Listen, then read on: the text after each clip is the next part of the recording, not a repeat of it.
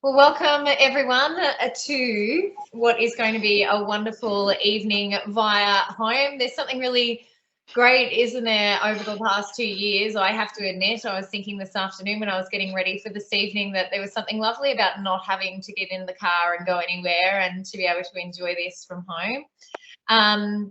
We'll slowly allow everyone to get in over the next 5 minutes. So it is a really lovely time to grab a cup of tea, make sure that you're comfortable, make sure your internet is okay, and then we will get started, in a couple of minutes. We'll just give that opportunity for people to jump in.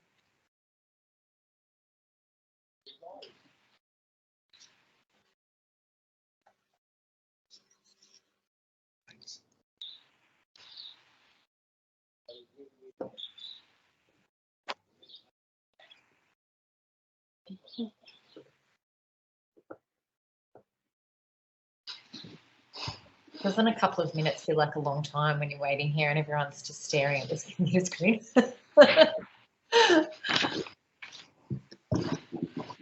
It's a human being and not a human doing. Yes, it is, isn't it?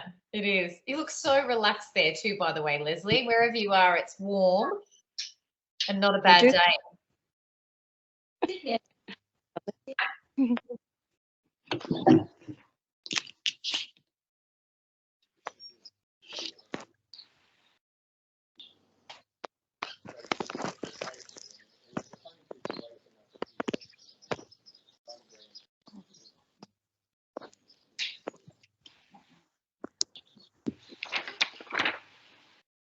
So I can see that people are starting to still just jump on there. So we'll get started in just a moment and make our way through this evening. So my name is Kate Mead. I am a breakfast radio announcer with the ACE Radio Network. The ACE Radio Network has stations right across regional Victoria and into southern New South Wales. And they've just actually purchased the licenses of stations in Melbourne, Sydney and Brisbane.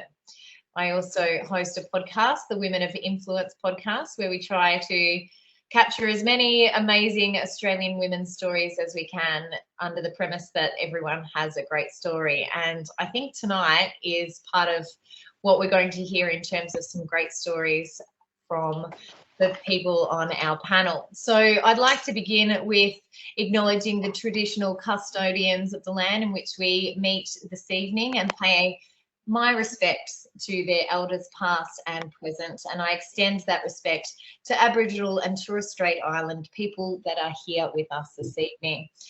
I would like to introduce a couple of people that are sitting on our panel tonight before we get into a presentation. The first, Dr. Leslie. Dr. Leslie, would you like to say a little hello there? Hello there. And just a reminder that we are recording this, and if you do need more information, we'll make sure that you can get that at the end of the presentations. So Dr. Leslie is a Scottish trained GP, graduating in 1983 and spending an early career in hospitals right across England and Scotland. In the early 90s, she started her adventures by transporting sick babies around North Island of New Zealand, and then she began her rural locum journey around Australia in remote Indigenous communities. So we welcome you, Leslie, and thank you for joining us tonight. We can't wait to mine some information from you. Thank you. We have Dr. Claire, who my screen is in the middle there. Dr. Claire, thank you so much for joining us. Thanks for having me. Dr. Claire graduated from the University of Melbourne in 1984 and spent most of her working life in the western suburbs of Melbourne. She has worked in a number of different GP settings, including community health, and has developed a special interest in the health and marginalised adolescents and mental health. So about 10 years ago, she felt like a bit of a change, and this is where we find her now. So Claire, thank you again for joining us.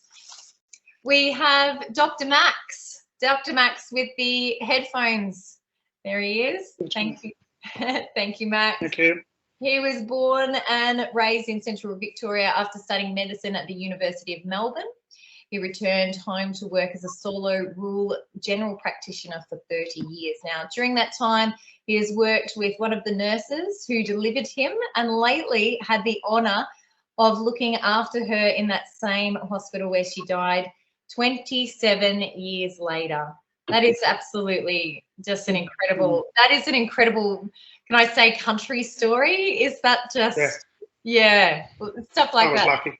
Yeah, absolutely amazing. So Max, thank you so much for joining us. And last but not least, of course, Dr. Dennis. Dr. Dennis, thank you so much for joining us this evening.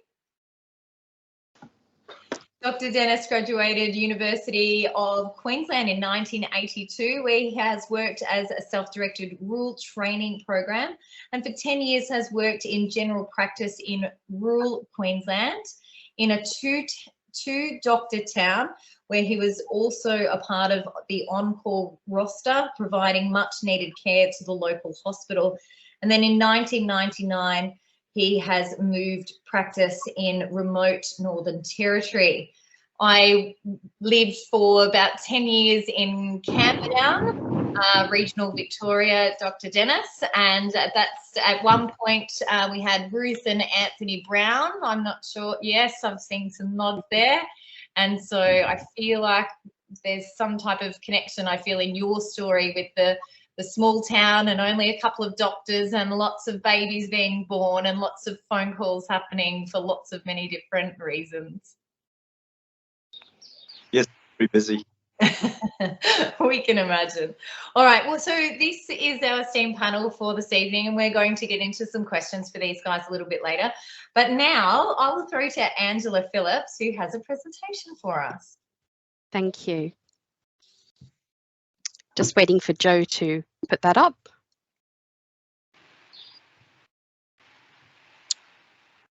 Wonderful. So thank you, everybody, and welcome to the RWAV Specialist GP Locum Programme webinar for this evening. I've been with RWAV for about 12.5 years, so many of our panel locums I've known for some time now, and I'm just going to take you through a little bit about what it's like to be a locum in rural Victoria, and go through some questions about our locum programme.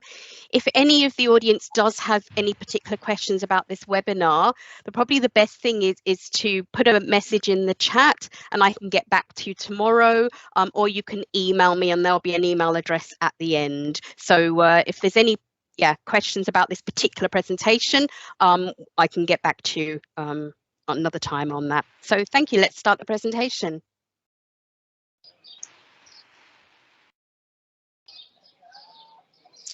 So a little bit about RWAV first of all, for those of you that may not be aware of us. So the Rural Workforce Agency Victoria is a not-for-profit government-funded organisation. We've been established for over 21 years now, with the aim of improving access to healthcare for rural and regional Victorian communities. We mainly work with non-government funded organisations, so that's your private practices, GP practices, community health, bush nursing hospitals and Aboriginal controlled health organisations, the ACOs. We deliver services throughout rural and regional Victoria, which is home to about 1.5 million people, and there's currently around 425 primary care centres that we work with, so 356 GP practices, 47 community health and 22 Aboriginal health services. So what do? RWAV provides a range of activities and support to improve the recruitment and retention of health professionals in Victoria, and that includes anything from grants and bursaries, various workforce initiatives, the More Doctors for Rural programme, that gives doctors a pathway to learn and work to get onto training, and then starting with the future workforce, who are the students. So working with them right up to qualified GPs, nurses and allied health professionals. And that's just a picture of our vision.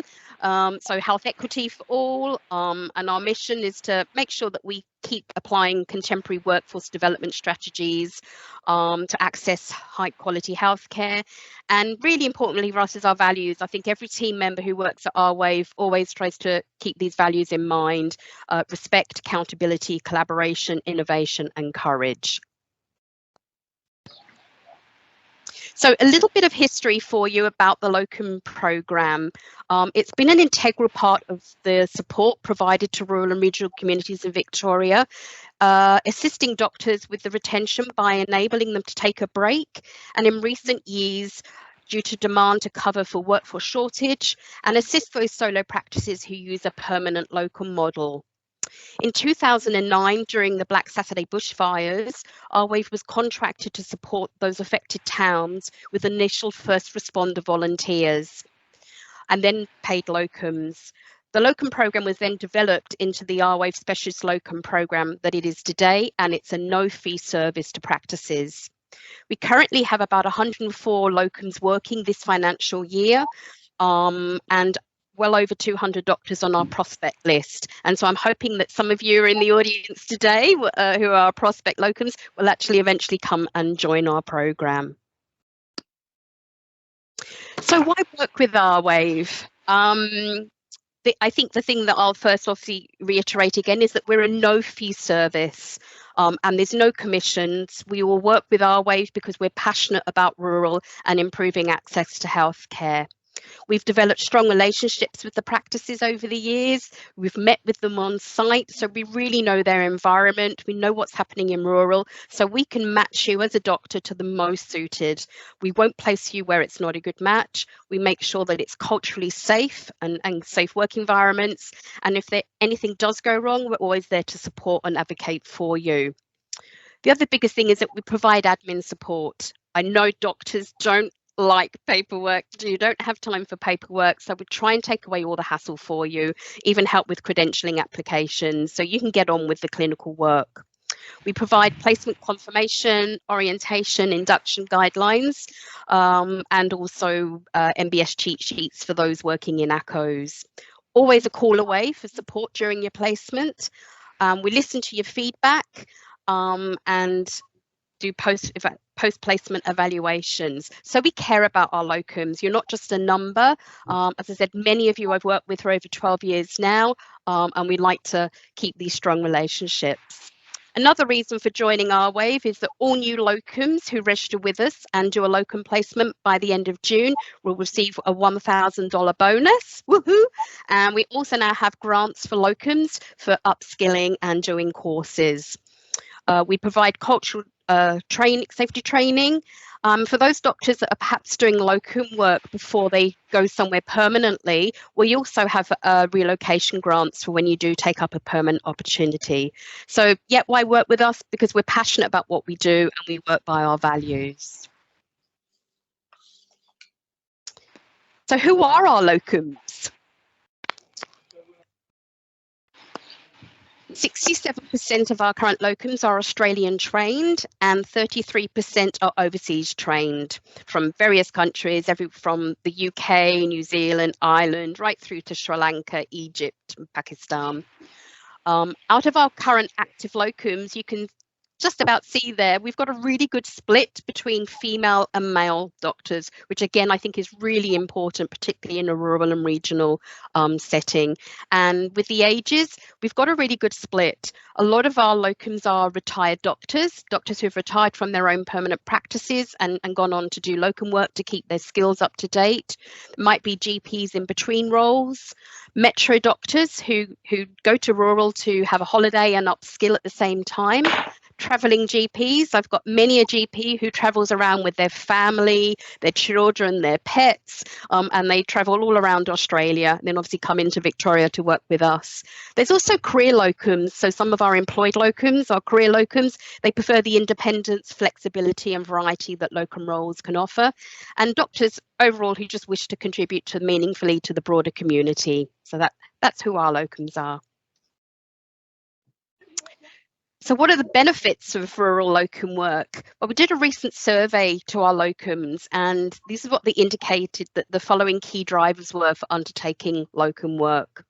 An opportunity to help rural communities was the top one, and a connection to the region and location. Also the opportunity to improve their skills, increase their diversity of practice, and for those working and supporting the local hospitals, increase their emergency skills, which they don't tend to do in a metro setting. Also to experience working with the ACOs and help close the gap in Aboriginal health. And of course, those lifestyle options, so work-life balance, flexibility, choice, chance to travel, and for financial reasons and incentives. So here's a quick snapshot of how it works, and welcome Larry there, the Locum cow.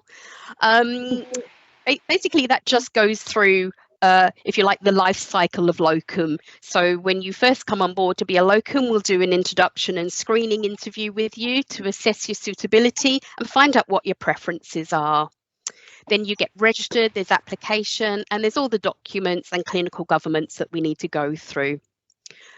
Then you're added to the availability roster and also get included on our fortnightly vacancy bulletins that we send out. And we match you then to suitable vacancies, or we reverse market you to locations that are of interest or practices that have demographics that you're interested in working with. This is when we then, as I said before, help out with all the documentation. So we do that for both the locum and the practices, all the negotiations. So we help with all of that for you, provider numbers and credentialing. And then once that's all confirmed, we then send that in a placement form for you, along with orientation and introduction guidelines. We check in while you're working, see how it's all going, and do post-placement evaluations. And also that's when there's grants and things for those that are eligible to do that. Now, the reason for doing locum work is quite often our practices need cover for annual leave or CPD leave. You might be supporting doctors for exam study or upskilling. Obviously, there's seasonal challenges, so we always need more locums during the school holidays or the ski season, summer tourist locations. And of course, those unplanned leaves, the sickness and emergency leave. And as everyone's aware at the moment, COVID, has caused increased workload due to all of the vaccine and boosters and staff shortages. So there's many reasons why we need more locums coming onto our books. So next one, where can you locum? Basically anywhere in rural and regional Victoria. So we recruit and support organisations in MM2 to 5 rural and regional Victoria, and that is anything from solo practices, group practices. You might be doing GP sessions only, or a mix with visiting medical officer ward rounds at a local hospital, aged care, and be on call for emergency or urgent care. You might want to do part-time or 10 sessions a week. If you're working within an Aboriginal controlled community organisation, we also cover MM1, which is metro, right up to rural locations. And your placements can be anything from 1 week upwards. Basically, you can choose how long and where you want to work. We have 2 models of locum work. One is the brokerage model, where you're an independent locum. You pick and choose where you work and when you work and invoice the practice directly. Or we have the RWAV employed locum model. This is where you're engaged on a casual contract with us. And the extra benefits of that model is fortnightly pay, superannuation, salary packaging, and the focus is on VMO and on-call and priority locations. Of course, one other option, if you're interested in trying your foot in rural and regional, is to come on board with our RWAV outreach services, where you can provide ad hoc assistance where there is a workforce shortage gap. So you probably want to know, okay, but what do I get paid if I do that? Well, our RWAV employed locums are on a minimum of a 1,500 daily rate plus superannuation plus salary packaging. Otherwise, the general fees for independent locums are 1,400 per day plus GST for GP sessions, or 65% of billings, whichever is greater. I think it's really important for you all to note that you as the locum determine your own fees, and we will help negotiate all of that with the practice. Now, on-call rates vary across each health service, and they're paid in addition to your daily rate. You'll also get all of your travel reimbursed, either at ATO travel rates, or if you need a flight or you need a car hire or a car provided, all of that will be provided for you. Accommodation is always provided where it's not commutable, and that'll be suitable, self-contained, always have kitchen cooking facilities, and I'm very strict on the accommodation that our practices provide for our locums to make sure that they have a good experience while they're working as well. I've already mentioned about the RWAV employed pays there. There's also the Medicare Workforce Incentive Program known as the WIP. Now, that stream makes direct payments by Medicare to doctors who deliver eligible services in locations MM3 upwards, and it depends on your quarterly billing, and it's an automatic payment. Some other earnings that I mentioned with regards to benefits is obviously, again, the $1,000 locum bonus. There's grants for priority and hotspot locations if you're a locum, and also fairly newly introduced is a grant of $4,900 through the Health Workforce Scholarship Program grants, and these bursaries are payments that cover cost of training, of course fees, or training related expenses. The key there is that you must always apply before attending the course. So who can be a locum? On our picture there are superheroes. I actually think all of our locum doctors are superheroes, but one thing to point out is that RWAV only places doctors who have already achieved their specialist recognition with RACGP, ACRM or the equivalent.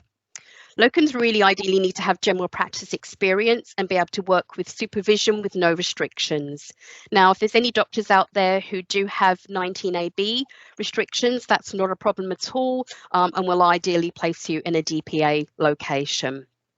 Now, not all good doctors make good locums. Ideally, you do need that rural experience, but the key thing is have flexibility to work in many different environments, using many different systems, varied scope of practice, good communication skills, and just be really flexible. Cultural awareness, training and experience for those that are going to work in the ACOs. And if you're going to be providing on-call or urgent care work, you will need to have recent ALS or REST experience, which is advanced life-saving skills or rural skills training. Now, documents and compliance, yes, there's a lot. I won't read it all through there because it's all on there for you, but we are very, very strict, and these are all of the documentations and forms that we require from you in order to be a locum through RWAV. Obviously, the latest one is the proof of COVID-19 vaccination certificate and the booster vaccination. Now, for doctors who are going to be doing hospital, on-call or aged care work, you will need to be credentialed, and we will help you out with the credentialing for each of the health services with regards to that. And there might just be a couple of extra documents like a second reference, flu immunisation, or evidence of procedural skills if you're going to be doing that. So how do you hear about locum vacancies? Well, one is through our RWAV website, and we've got a, we're hoping at the end of today, we'll be able to give you a very quick demo of our wonderful, exciting vacancies page that we've got now with a map that you can sort of scroll around and play around with and look at locations. Another way is through our fortnightly locum bulletin, and keep an eye out on our social media campaigns as well.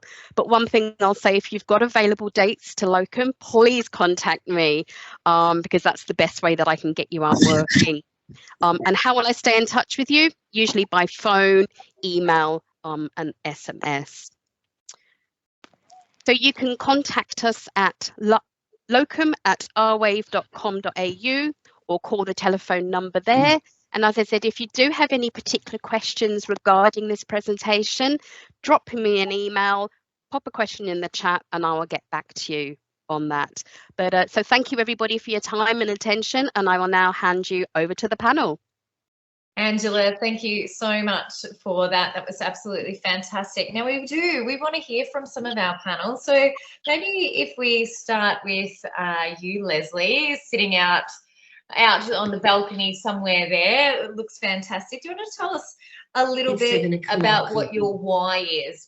Why choose this path? I think from the first time in rural practice in Scotland, when a patient came and stuck his finger almost up my nose and told me he had ORF, it was a training experience for a very new doctor, and I suddenly thought, this is where I'd like to be. I was in Melbourne for a long time, and gradually I realised that I wasn't fulfilling all my needs. Since then, I've become an expedition doctor as well, and so doing locums, particularly with RWAV, allows me to fill in round about that. It's just a wonderful thing to be welcomed by a community, to have your neighbour deliver vegetables, to be part of the place and be part of everything that's going on there. So I just think it's so much more exciting than being in the city in all ways. Now, Dr. Claire, do you want to tell us a little bit about your journey and I guess your reasoning for choosing this path as well? Well, I guess that the reasons change with time. I've been locuming for about 12 years, and initially I just really wanted some adventures. I wanted to work in Aboriginal health, and I did some Central Australian work, and I'd been to the Solomons and Christmas Island as well, which were awesome experiences. But when I also really love working in the city as well, and I do love my city patients as well. But what happened next was I did do, I think it was 3 or 6 months. I did a whole year of the employed locum, and I went all over Victoria, and it was fascinating. So I got to, I upskilled in emergency a little bit because I'm a city doctor, and so I haven't spent loads of time previously I hadn't spent loads of time in rural areas. So I did a year of that, and that was about 6 or 7 years ago. So that gave me a taste of lots of different practices, and it helped me work out which practice I felt most comfortable in. And so then I said, locuming, I can't do this changing all the time. So I eventually was working at a city practice where somebody said, come and do some locums and stay home. And I did stay home, and I quite enjoyed staying at home with my husband and family and going to work in the city where I usually did, but doing odd locums during the year at a few different practices that I'd got to know and love during my time. And now I've whittled it down to just a couple, but I have a very accommodating practice in the city that lets me disappear for weeks at a time, many times a year. So I've been going up to Walwa for about 6 years, and so I know that community well now. I know the specialist referral networks, and I know the great picnic spots and all that sort of stuff, and it's just beautiful to be able to have the mix of both. And RWAV's been very helpful in accommodating that, as has my practice in the city. So yeah, it's both worlds. Do you think it would be safe to say that you're designing your life for you and your family your way through this?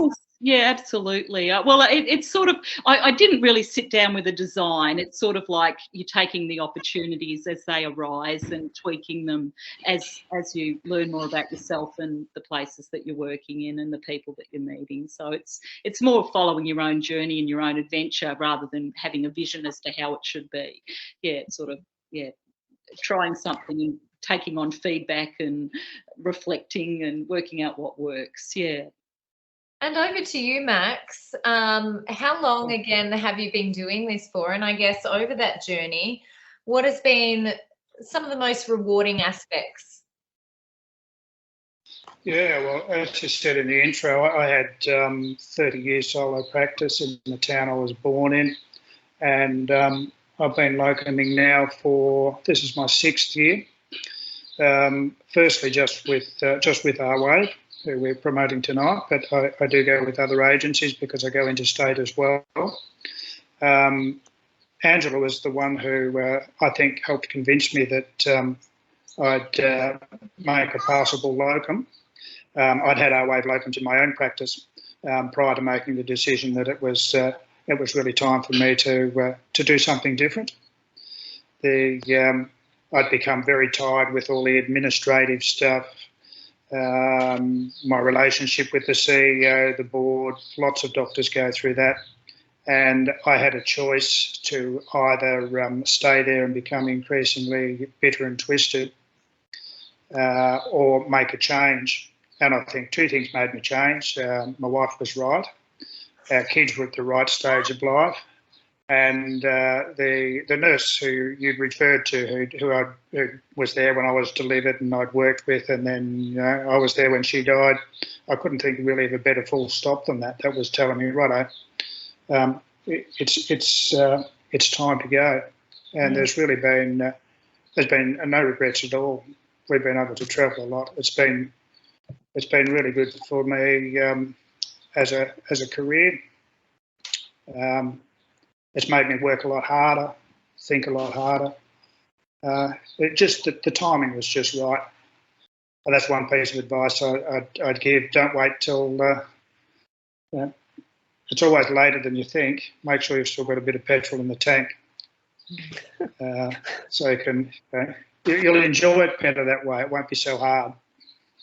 Max, can you tell us about a night perhaps that you've come home after a day that you've been to a new community maybe for that first time and thought, yeah, wow, geez, I'm so glad I've done this, or just a really rewarding day that you've had? Yeah, we all get plenty of those. I think if you work anywhere in the Victorian Mallee, most days will be like that, because people are just generally so appreciative that you've come. I cheat a little bit too, because I usually get more out of a consultation than I put in, because I really like country people. I'm brought up on a farm. I'm really interested in it. I like farmers. I understand farmers and horses and dogs and crops. And I like talking to them and stealing their stories. And then my pastime is writing stories, because I think their lives are just so important. They're underreported, they're misunderstood, and the rest of Australia should know about them. And every day is like that for me. The other one that's a real highlight, I suppose, was the first time I went to Omeo, Angela, which is just it's one that's run by locums all the time, grumpy old doctors. And to be able to walk into a practice, for it to be so organised, everyone's so happy that you're there. There's no permanent doctor, but everything runs so well, because you know you're just following like-minded people and you're going to be accepted. So not many jobs give you that. And to Dr. Dennis, thank you. You've waited so patiently for me to get over to you. I guess I too would love to hear your why, but also maybe some tips that you might give someone, those tips that I guess that you wish someone had sat you down and said, now, here's what you really need to do before you jump in the car. Well, my background is generally in rural medicine. I did a self-training or started work in regional Queensland, and decided that I really enjoy rural practice, and spent the first 20 years in Queensland and an NT doing rural remote medicine, but was forced to go to Melbourne because of family needs. So I spent the last 15 years in Melbourne. I always felt that when I finish work in Melbourne, I probably wouldn't work full time. I'd start doing part-time work, in particular locums in the country, because having always worked in the country prior to that, I knew how available locums were, because all right, often difficult to get locums in rural Australia. So when COVID hit, I threw a towel for the starting the first 6 months in the NT, and then during most of the time now in Victoria. And I'm really enjoying it. Tips for doctors coming in. Because I'm so familiar with rural and remote practice, I fit into the system pretty well. So I'm not sure whether I can give anybody any tips, because I didn't have any real issues coming in. And I think maybe that's a tip, is not to be afraid of doing rural locums. It's really not that tough. There's always help available. If you're in a spot, Victoria is a small state. It's easy to ring somebody up, easy to get help, it's easy to transport patients. Might be a bit more difficult in remote Northern Territory. We have to fly patients out, but things are really not that difficult here. And the locums here, all the locums jobs I've done, we have been really looked after. They've tried not to overwork us. They've not tried to push too hard. So I think the system is good. I haven't felt overstressed. And tip-wise is, don't be afraid. Jump in. It's not that difficult. I can hear choose the adventure. That's what I'm hearing from you. Absolutely choose the adventure. Now, I just remind those that have joined us, if you have a question for the panel, please just write it in the chat. I'll see it and we'll put it through to you. our panel, and we've had one now. Leslie, I might put this one to you.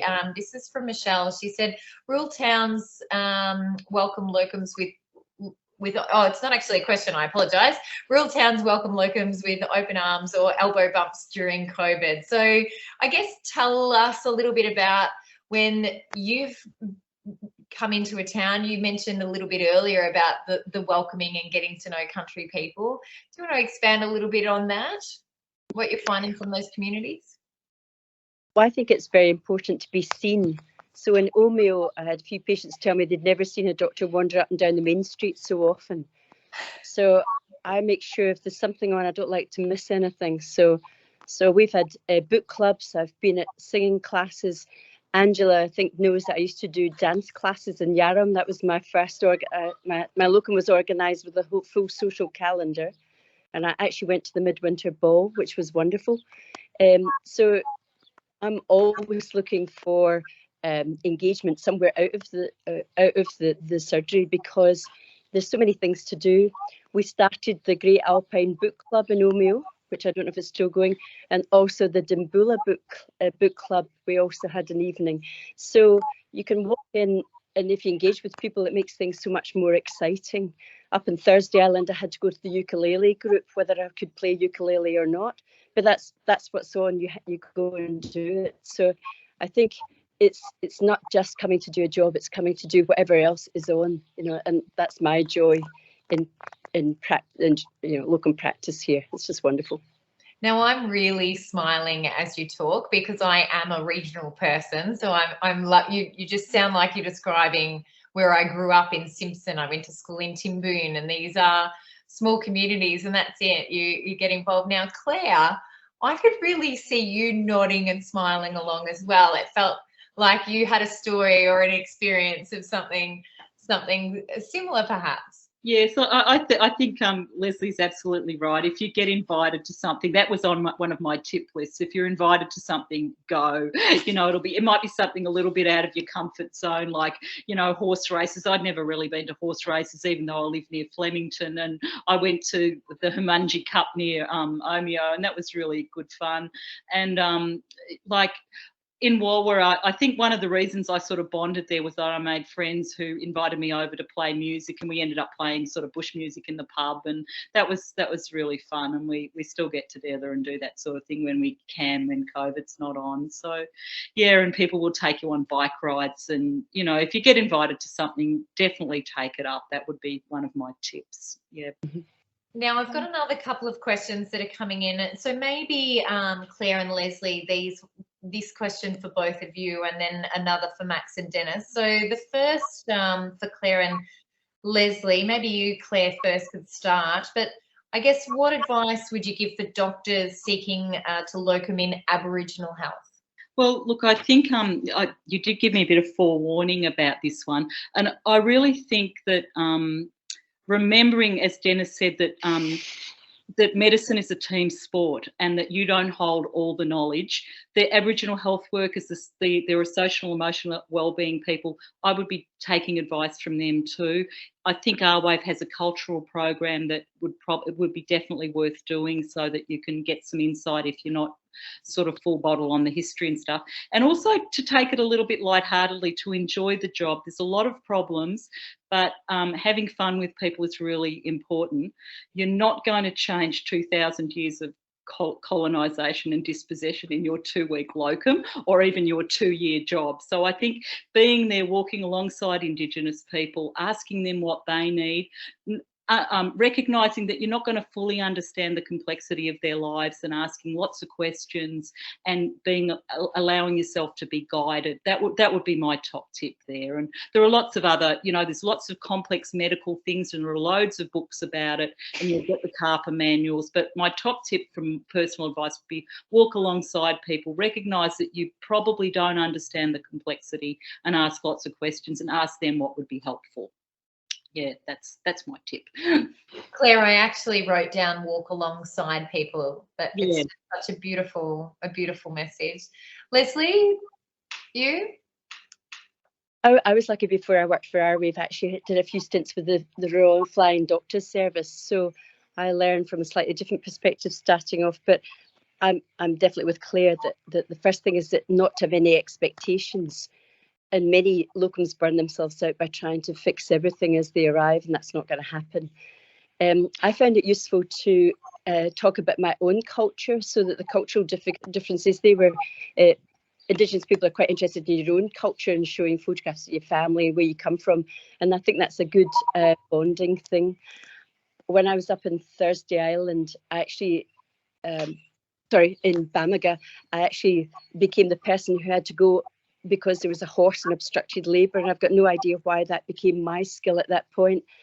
It went round and round and kept coming back to me, so I did go to a horse in obstructed labour and YouTubed on the way out there to know what to do. And somehow things went well. The foal was delivered, the placenta was delivered, and I had made some change that allowed the races that were coming up. This is a very important horse, so I suddenly was promised the world in that community.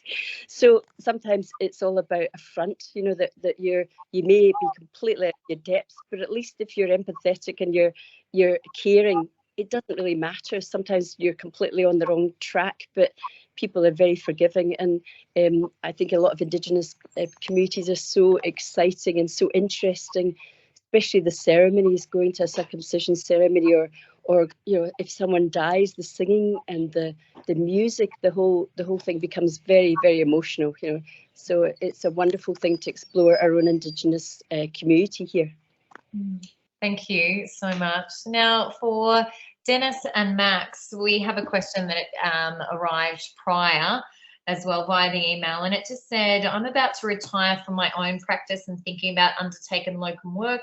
What advice would you give? I guess we've kind of covered bits and pieces of that, but I guess it's, you know, yeah, again, I like that advice too, around if there was something that you didn't know that you wish you had, perhaps advice, or something that you've really has been a standout that you've learned along the journey. Well, I'll start then. Yep. So if I was a city practice and a bit uncertain what rural practice is like, my advice to perhaps that sort of GP would be, take 2-3 weeks off from your city practice, do a locum, get a feel of it, and see how you enjoy it. Then you get time to go back to the city practice, think about it, and if you felt that you needed skills to upskill, your RWAV would assist with that. But as I said previously, it's easy, it's enjoyable, you're looked after, and it's rewarding. What's your thoughts? Yeah, I think that's about right, Dennis. I suppose I came from a fairly general, pretty experienced background, but then I've been in the one place for 30 years. So two things I think is, you know more than you think, or you know more than you realise if you've been in the game for a while, and you'll be all right. The second thing is, most of your patients will not realise how little you really know. The human body has an almost infinite capacity to repair itself anyway. That often gets us out of trouble. It's certainly always worth thinking about doing a refresher course in ALS or a REST course. And I think you've got to get a mindset that you're not always going to be comfortable. You've got to get yourself into the mindset where you can deal with uncertainty and not let it worry you. You've got to accept that you're never going to know everything about your patients anymore. You're just going to, they're going to accept you, you've got to accept them. And you just, if you're sincere and do your best, that'll come through. The other thing that I would prepare, and I found invaluable, and other locums might too, is before you start, print out an A4 information sheet about yourself. I take this everywhere. It just says who I am, what my family is, what I've done, what my interests are. Like I umpire AFL footy, I like racehorses, I like reading and writing, and I collect vinyl records. You have two of those, and I stick that up. There's one in the waiting room and one for the staff. And it is amazing because people want to know what you like. They're sitting in the waiting room, waiting for a while, and you've got a conversation starter for a start. You're a Collingwood supporter, or you like the races, or what are you reading? So don't be afraid to share a lot of yourself, because people are basically gossips. They want to know. If you reveal a lot about yourself, it will move faster around the town on who the new doctor is. And the more you reveal about yourself, the more people will reveal about themselves, and the consultations go better. So don't be scared. People are people. You'll be all right. Such a great idea, the one pager, and it's pretty easy. The one page. Yeah, really, really great. Now we have got a question from the chat here. Now this is from Angela. What advice for newly fellowed doctors during doing rural locums work? Now, would anyone like to answer that one? This is for newly fellowed doctors. Claire, was that you, Claire? Yeah, look, I would talk to Angela, because Angela knows where the good practices are and where the supportive teaching practices are. And I think, look, if you're a newly fellowed, and like I was when I was a young doctor, I was a bit anxious about emergencies. I think if you go to a practice, I would go to somewhere where there are several other doctors too, to do a little bit of locum, and maybe find yourself a country mentor to help you with that. So yeah, that's what I would do. And I don't think you should be frightened of going, because if you're a newly fellowed doctor, you've got emergency skills that are much fresher than a lot of us city doctors who make the transition. So I think certainly give it a go, and maybe commit to just a couple of weeks, and when you find a practice that you're comfortable in, go back. Yeah. Now, Angela, I don't want to put you on the spot here, but this one may be for you. It's in the chat as well. Most rural locums I've done have been very rewarding. I've had a couple who misrepresented the role, and it was actually extremely fatiguing, and probably 20-hour days, short-staffed with few, if any, nurses and outpatients at risk. What does one do if they accidentally or inadvertently choose such a locum? I feel like that one's for you, and I'd it's here, so we should address that. Absolutely, yeah. I mean, like, I'm hoping, I'm not sure who this doctor is, but I'm hoping it certainly wasn't a one through RWAV. But what I will say is, if that happens and you are a locum working through RWAV, if you get somewhere and you're finding that the workload is not what you were expecting, then it's really important to reach out to the practice manager, or come through to RWAV and let us deal with it while you're actually in the placement. Don't wait until the placement's finished to bring this up. Bringing it up there and then we can actually step in and advocate and mediate on your behalf. Sometimes situations do happen, and all of a sudden practices, can be short-staffed. A doctor who was meant to be there is left, so you could be end up working on your own, or the nursing staff that were meant to be there for whatever reason are not there and available. But it's about pulling in resources and meeting expectations. And obviously one of the most important things when you are being a rural locum is your own self-care as well. Yes, you're there to provide care to the community you serve, but you can only do that if you put your own self-care first. So I think that's really, really important. If you ever get working somewhere where you feel this isn't safe for any reason, please speak up and speak out about it. And it's something that we will certainly take very seriously and speak with that practice or that hospital to find out what's happening. And look, if it was a repeat occurring situation, that could be a practice that unfortunately we decide that we're not going to put locums into.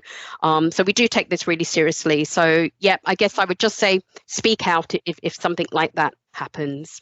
And I don't think anyone else has got anything else to add if they were in a situation of what else they would do. Angela, could I just add to that twice this year I've been in a situation where you're the solo GP and you actually get sick yourself. And through the COVID situation, that's been very difficult. So what do you do in that situation? Do you, and I think a locum becoming unwell is quite a difficult thing, because most of us have had to work through that situation because there's no other option, so it's one of those things that you have to consider. What happens if you become unwell? What will you do in that situation? Absolutely, and that's a really good one. You said when the locum who is replacing the doctor is sick and able to do it. I think it's, yeah, I think it's looking at the individual circumstance at the time. Is it that you are still well enough to work, but perhaps you need to do telehealth instead, rather than actually being present inside the practice? Or it might just be a case that again, look, you'll need to take that time off to get better, and either the practice finds somebody else, or they utilize their nurse practitioner, their nursing staff, or they refer patients to another town. If you're a solo doctor, solo town, again, you've got to also put your own self-care first.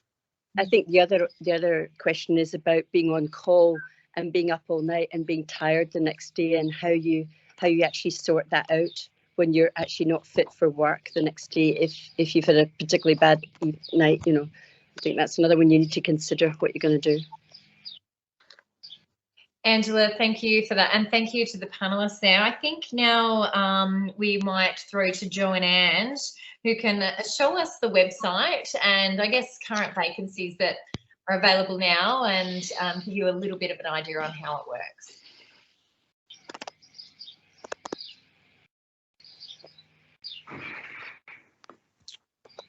Wonderful. Just waiting for Jo to bring the wonderful vacancy page up.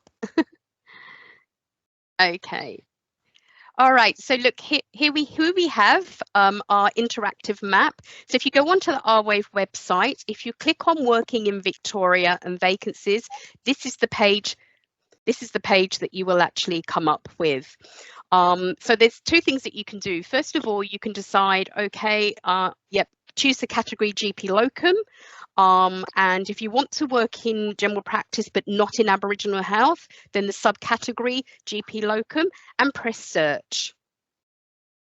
And then you will see all of the jobs coming up that we have on that. Now, if you go over to the right, you'll see the interesting map. Again, you can see, okay, well, I perhaps want to work up in Gippsland. So you might select one in Gippsland and Paynesville. Here we go. So let's click on Paynesville. And it'll tell us that we've got one vacancy there. And then at the bottom, you can see these little pictures, icons, and it'll tell you if there's education schools there. It'll tell you about the medical services, which is the one in the heart. It'll tell you about transport. And that transport there tells you actually that there's a ferry terminal, so that's a great way to get around. The one that I think is always important for locums and myself whenever I go rural is, where's the best coffee in town? So you click on that icon, it'll give you that, and then supermarkets, IGA, things like that. So that's one of the things. Now, if we go back into the locum search, perhaps you're interested in only working in Aboriginal health. So if you just expand that section, that's it. Go back to all locations, and under subcategory, if you click on that,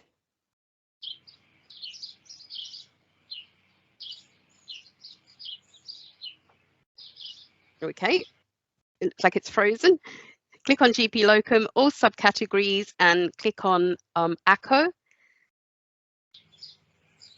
And search. It'll bring up all of the vacancies within Aboriginal health. Now, if you want to find out more, just click on the Read More button. And that'll then give you a snapshot of the dates, a little bit about the role, the hours that are going to be working. Please note that fees are always negotiable. Don't get put off by things like fees. You as the locum determine that, and we will negotiate that with it. Same with dates. If you see some dates and think, oh, but I can only do 2 weeks of those, please still come to me. We will work around all of that. Rural towns desperately need your help. Now you can just go on the grey button back to search, and you can continue your search on there. So we're very excited about this new vacancy and map, and it is a good way for be able to scroll down and see through all of the opportunities that we have. So thank you. Angela, thank you so much. So I guess once again we want to thank our amazing doctors that have joined us this evening to be on the panel, Dr. Leslie, Dr. Claire, Dr. Max and Dr. Dennis. Thank you so much. Leslie, I am curious, you have to let me know, did that horse that you delivered go on to win a few races? Was it the horse, has it had a good life? I need closure on this story. I think the funniest thing was the other doctor that practiced handed me a maternity delivery pack and said, "Here you go, take that with you." That was absolutely no use to me whatsoever. I love it. I love it. And I think we could have mined many more great stories from these guys. So once again, thank you. Now, all the information that you need is not only at this website. I can see that we've had Kate here who has jumped in the chat as well. So that is in the chat, links to the website and also the email addresses. So just a reminder that it's a great opportunity for new locums to receive a cash bonus if you do a placement through the RWAV. And at the end of this, we will be sending you a short evaluation to be sent. It'll come just via email. It's short and it's sweet. And don't forget, any further questions, Angela and the team will be all there to help you out. And it's been a pleasure to sit with you here this evening. And yeah, once again, I'm on regional radio, and some of the towns that I saw pop up on that website, Swan Hill, Paynesville, Horsham, they are all stations in which my show delivers out to. And I've spent time in all of those places, and just good country people, that are desperate for great doctors. I can speak from experience. So thank you for having me. And yeah, once again, if you need, the contact details are in the chat form, but an email will be hitting your inbox momentarily. So thank you, everyone. Thank you. Yeah, thank you very much. And again, thank you to our locums. We couldn't do what we do without you, and you're all amazing. So thank you. Thank you, Angela. You're amazing Very too. good one. Okay, thank you. Thanks a lot. Good.